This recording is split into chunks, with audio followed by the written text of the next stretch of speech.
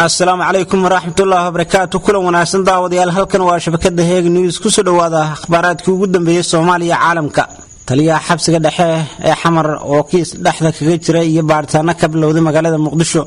Taliyaha xabsiga dhexe ee Xamar Sareeye Guuto Maxamed Sheekh ayaa lagu eedeeyay inuu isbitaal ku yaala Muqdisho kala baxay Xasan Kuuriye Calas oo ahaa maxbuus xabsiga dhexe ku xanuunsanaa kaasoo dhakhaatiirta xabsiga dhexe ay sheegeen inaysan waxba ka qaban karin. Ehelada bukaanka ayaa sheegay in taliyaha xabsiga dhexe oo adeegsanaya ciidan awood uu xoog ku galay isbitaal uu bukaanku jiifay una bukaan ka qaaday mid ka mid ah gawaarida gargaarka oo ku suntaneed astaanta ciidamada asluubta. Xasan Kuuriye Calas ku jira xaalad miirbeel ah ama kooma ah, waxaana taliyaha lagu eedeeyay inuu amar ku bixiyay in laga furo faleembooyinka iyo weliba daawooyinka uu qaadanayay isagoo dib ugu celiya xabsiga dhexe. Fiidiyoo qoyska bukaanka ay duubeen markii uu taliyaha falkaasi sameynayay ayaa waxay ku sheegeen in taliyuhu uu awood u sheeganayo isla markaasina uu isaga qaadi doono mas'uuliyadda bukaankaasi haddii uu geeriyoodo. Waxaa ka muuqda fiidiyowga taliyaha xabsiga dhexe oo galbinaya bukaanka lagu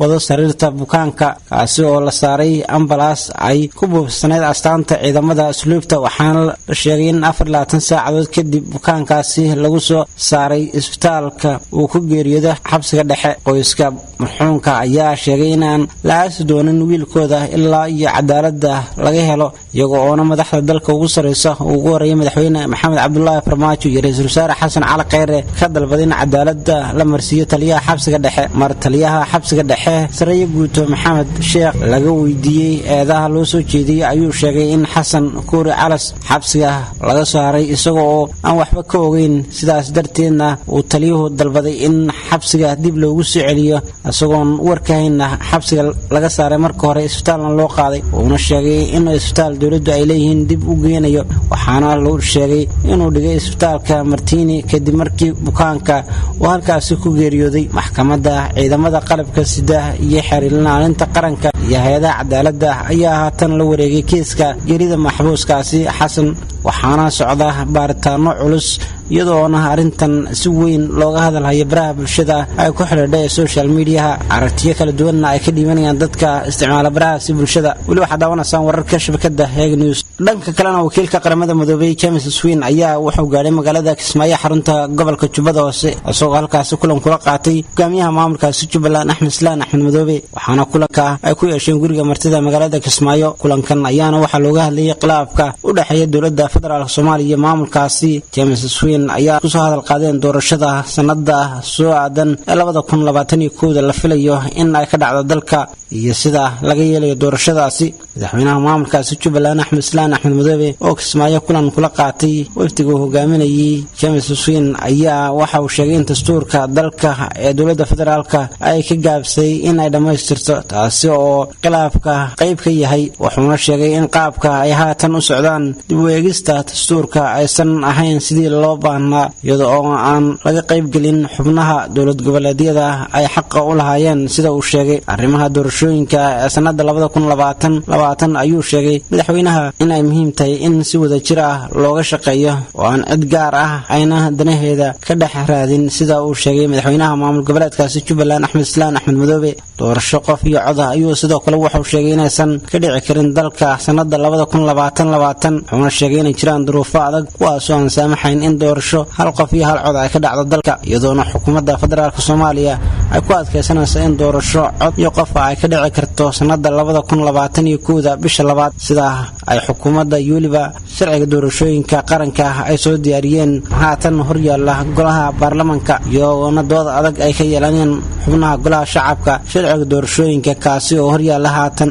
ugu dambeynna waxa uu sheegay madaxweynaha maamulkaasi in ay muhiim tahay in uu wada hadal la galo, sidoo kalena dowladda federaalka Soomaaliya looga baahan yahay in dowlad goboleedyada ay talagelin iyo weliba wax ka weydiiso arrimaha doorashooyinka. wuxuuna sheegay inuu diyaar u yahay in wada hadal la yeesho dowladda federaalka Soomaaliya. dhanka kalena xildhibaan Cabdirashiid Xidig oo kamid ah xildhibaanada golaha shacabka kuna sugan magaalada Kismaayo kana mid ah isbedel doonka maamulkaasi Jubbaland ayaa sheegay in wali ay ku taagan yihiin mowqifkoodii ahaa in wali ay u taagan yihiin in doorasho xor iyo xalaal ay ka dhacdo deegaanada maamulkaasi Jubbaland haddii kalena ay weli sii ahaan doonaan madaxweynayaasha ay isku sheegeen Sayid Cabdinaasir Seeraar kuwaasi oo iyaguna qayb ka ah musharaxiinta u tartamaya xilka madaxweynaha maamulkaasi Jubbaland kuna sugan magaalada Kismaayo. Wuxuu sheegay in ay diyaar u yihiin in doorasho kale oo xor iyo xalaal ay ka dhacdo maamulkaasi Jubbaland balse aysan aqoonsanayn natiijada Axmed Madoobe. Suuqna Axmed Madoobana sheegay inuu yahay madaxweynaha rasmiga ah ee maamulkaasi Jubbaland.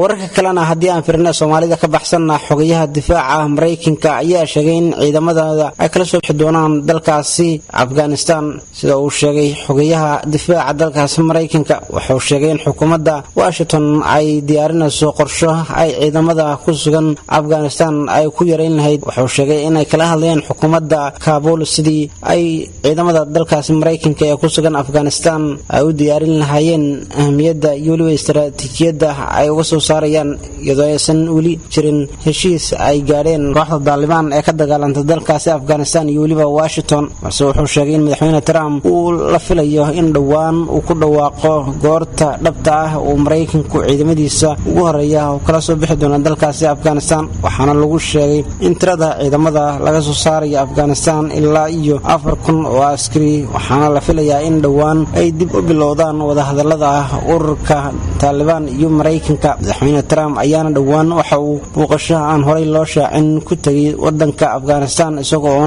la kulmay ciidamada Mareykanka ee jooga dalkaasi wuxuuna uga mahad celiyay shaqada wanaagsan ay had ka hayaan dalkaasi Afghanistan. Mareykanka iyo xulafadiisa ayaana dagaal qaatay ku dhawaad 20 sano waxa uu la galay ururka Taliban oo ay dalka Afghanistan ka gambiyeen duulaankii Mareykanka iyo saaxiibadiisa ay ku qaadeen sanadii 2001. waxaase haatan muuqata in Mareykanku uu garwaaqsaday in aanu guusha ku imaan karin fagaaraha dagaalka oo kaliya balse uu xal raadiyo. daawada haddii aad nagu cusub tahay subscribe saar channelkan si aad noola socoto wararkii ugu dambeeyay Soomaaliya caalamka.